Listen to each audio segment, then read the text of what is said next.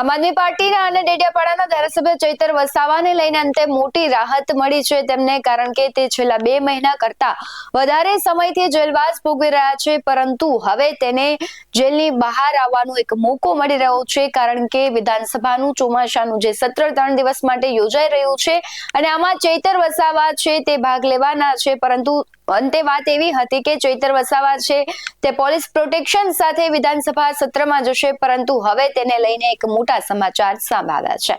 નમસ્કાર, BS9 TV ન્યૂઝમાં આપની સાથે હું ભગવતી વિશાવડિયા। ડેડિયાપાડાના ધારાસભ્ય ચૈતર વસાવાને અંતે મોટી રાહત મળી છે। 2 મહિના અને ઘણા દિવસો થઈ ગયા તે જેલવાસ બાદ હવે ચૈતર વસાવા આખરે જેલ મુક્ત થશે। વિધાનસભાના ચોમાસુ સત્રમાં ભાગ લેવા માટે તેને જામીન મળ્યા છે અને ખાસ કરીને રાજપીપળા કોર્ટે ધારાસભ્યને 3 દિવસના હંગામી જામીન આપ્યા છે અને તે પહેલા પોલીસની નજરમાં રહીને જે કહેવાય છે કે વિધાનસભામાં ભાગ લેવાના હતા, પરંતુ હવે તેને લઈને મોટા સમાચાર સામે આવ્યા છે કે હવે પોલીસની નજરથી દૂર રહી વિધાનસભામાં મુક્ત મને તે કામ કરી શકશે। નર્મદા જિલ્લાના ડેડિયાપાડા તાલુકાના ધારાસભ્ય ચૈતર વસાવાને આખરે કહેવાય કે ખૂબ મોટી રાહત મળી છે, કારણ કે તે ઘણા સમયથી જેલમાં બંધ છે વડોદરા ખાતે।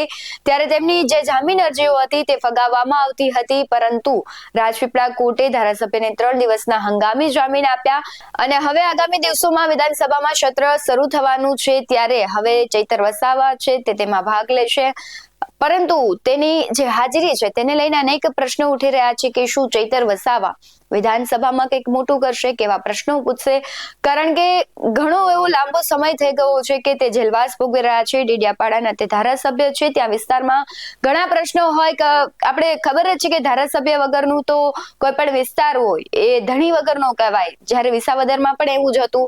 હવે ડેડિયાપાડાની પરિસ્થિતિ એવી છે કે ડેડિયાપાડા પાસે ધારાસભ્ય તો છે, પરંતુ તે જેલમાં બંધ છે। આપણે સૌ કોઈ જાણે છે કે સંજય વસાવા સાથે જે આખી બબાલ થઈ હતી, ત્યારે પણ અનેક પ્રશ્નો ઉઠી રહ્યા છે કે શું એક કલાકાર છે એને જામીન મળી જતા હોય તે દિવસે જ બંને સરખો જ ગુનો કર્યો છે અને એટલો બધો કોઈ મોટો ગુનો પણ હતો, તેમ છતાં આમને કેમ આટલી બધી આકરી સજા આપવામાં આવે છે, તેમને કેમ જામીન નથી મળતા, તેમની મુશ્કેલી સતત વધી રહી છે। ત્યારે અનેક તર્ક વિતર્ક થઈ રહ્યા છે। આમ આદમી પાર્ટી છે ભારતીય જનતા પાર્ટી પર આક્ષેપો કરી રહી છે કે ચૈતર વસાવાને ષડયંત્ર પૂર્વક છે જેલમાં રાખવામાં આવી રહ્યા છે, પરંતુ હવે સવાલ એ છે કે ચોટીલા ખાતે પણ આપના સંયોજક છે અરવિંદ કેજરીવાલ તે આવી રહ્યા છે, એક બાજુ ચૈતર વસાવા છે એ પણ જેલ મુક્ત થશે, એટલે શું રાજકારણમાં કઈ ગરમાવો આવશે? આમ આદમી પાર્ટી કંઈક નવું કરવાના મૂડમાં છે કે શું છે? તમને શું લાગી રહ્યું છે?